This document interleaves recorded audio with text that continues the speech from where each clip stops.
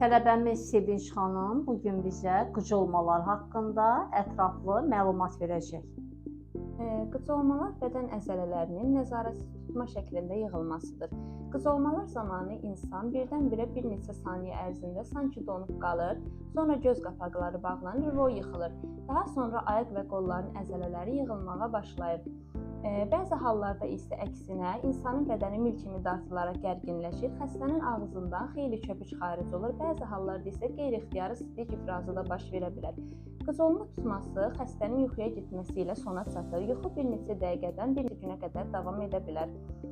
Xəstə yuxudan ayılan zaman qeyri-adi hərəkətlər edə bilər. Buna hazır olmaq lazımdır. Qıcolmaları həm uşaqlarda, həm də böyüklərdə rast gəlinir. Kiçik uşaqlarda qıcolmanın əsas formalarından biri huşun itməsi, bayılma, kəskin şəkildə əzginlik kimi əlamətlərlə meydana çıxır ki, bu zaman uşaq ətrafdakı hadisələrə heç bir reaksiya vermir, birdən-birə zəifləyir. Qıcolma aşağıdakı səbəblərdən yarana bilər.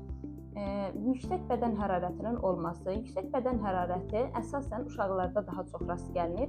Bu kimi qıcolmaların qarşısını almaq üçün bədən hərarətini vaxtında aşağı salmaq lazımdır. İkincisi epilepsiya, meningit, ensefalit, beyin absesi, beyin şişi, uzun müddətli davam edən ishal və ya qusmalar, baş travması, maddələr mübadiləsinin pozğunluqları, qanda kalsium, kalium, maqnezium elementlərinin azalması. Bəzi əsəbi uşaqlarda 6 aylığından 3 yaşınadək olan müddətdə güclü emosiya qıcolmalara səbəb ola bilər. Qıcolma zamanı yaranma səbəbindən asılı olmayaraq dərhal təcili tibbi yardımı çağırmaq lazımdır. Təcili tibbi yardım həkimi gələnə qədər bu kimi ilk yardımları xəstəyə göstərmək lazımdır.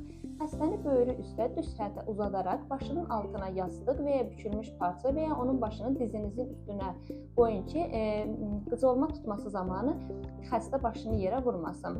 Bəzən qusma da baş verə bilər. Xəstə əgər üzü yuxarı uzanarsa, qusma kütlələri nəfəs yollarına düşərək asfiksiyaya səbəb ola bilər. Ona görə də xəstəni böyrü üstə uzatmaq lazımdır. Otağa təmiz havanın girməsini təmin edin. Əllərimizlə və ya əlimizin altında olan əşyalarla qıcolmanın qarşısını almağa cəhd etmək olmaz. Bu xəstəyə zərər gətirə bilər.